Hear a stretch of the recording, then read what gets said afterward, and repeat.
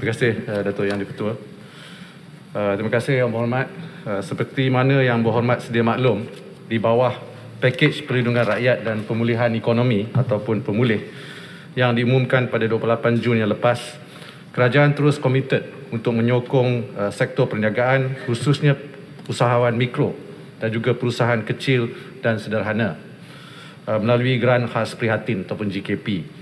Ia bertujuan untuk meringankan beban kewangan mereka agar mampu mengharungi tempoh yang masih mencabar serta sebagai penambahan pelaburan kepada perniagaan.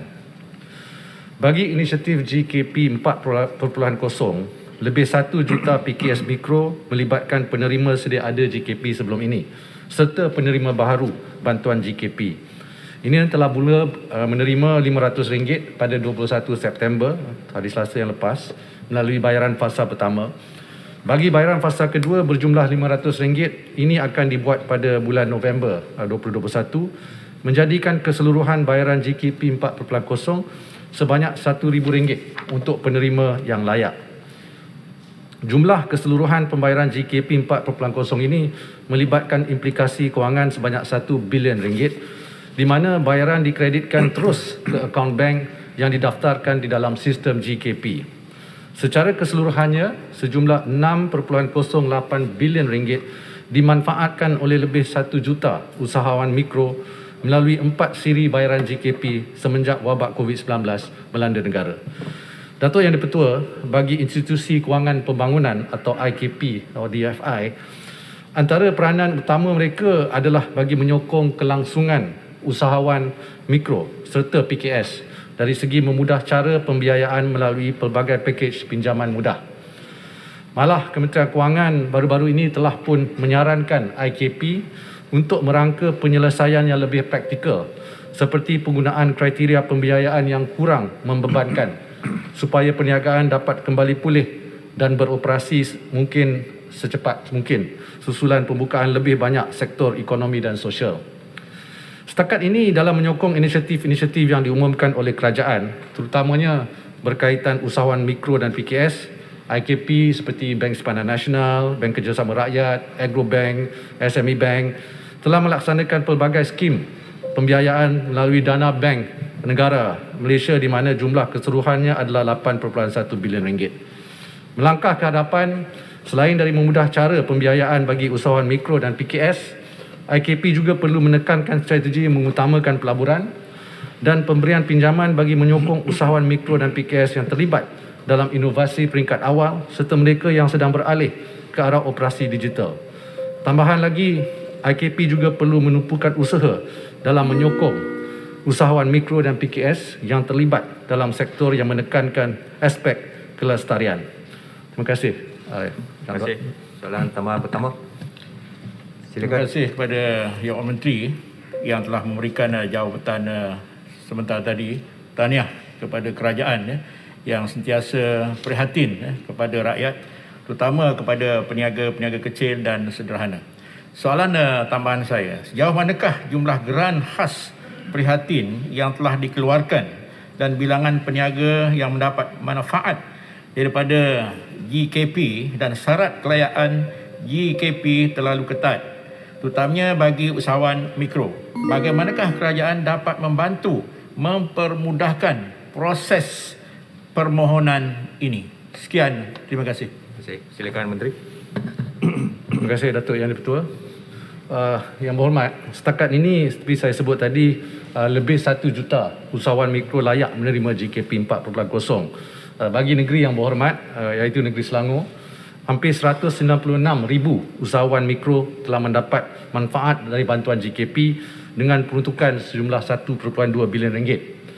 Kerajaan berharap agar bantuan langsung berterusan yang disalurkan ini akan meringankan beban mereka, terutamanya yang masih terjejas ketika ini.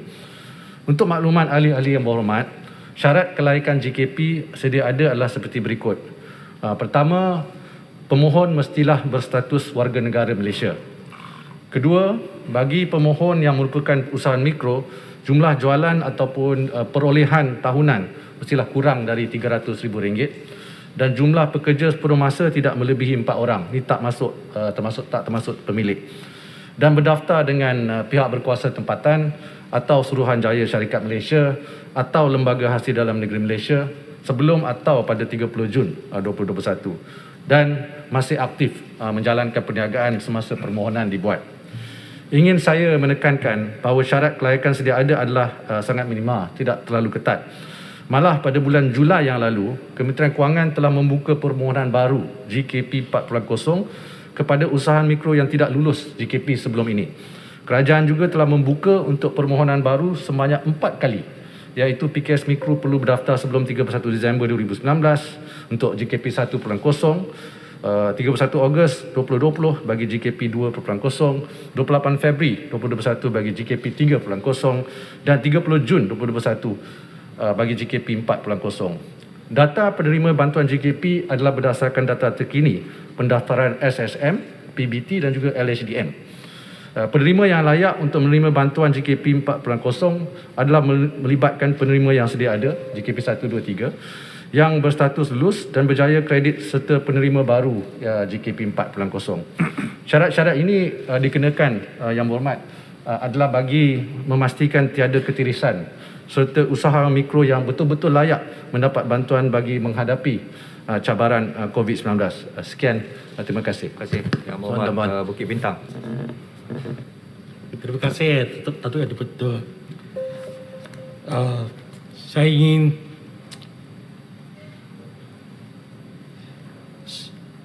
socok mana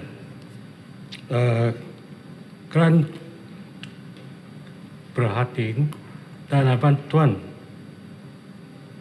bank kembangunan telah disalurkan kepada pengusaha kecil dalam bandar kerana jarang kedengaran golongan peniaga mikro bandar menerima bantuan.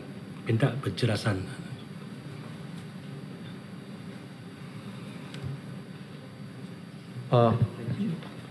Maaf Yang Berhormat tak berapa dengar tadi. Ya, kurang jelas. Yang Berhormat Bukit Bintang. Sorry. Yang Berhormat Bukit Bintang boleh tolong ulang soalan. Minta maaf tadi tak berapa dengar. Kurang jelas, ya. Kurang jelas. Terima kasih. Okey. Sejak mana geran perhatian dan bantuan bank pembangunan telah disalurkan kepada pengusaha kecil dalam bandar kerana jarang kedengaran golongan peniaga mikro bandar menerima bantuan ini. Terima kasih.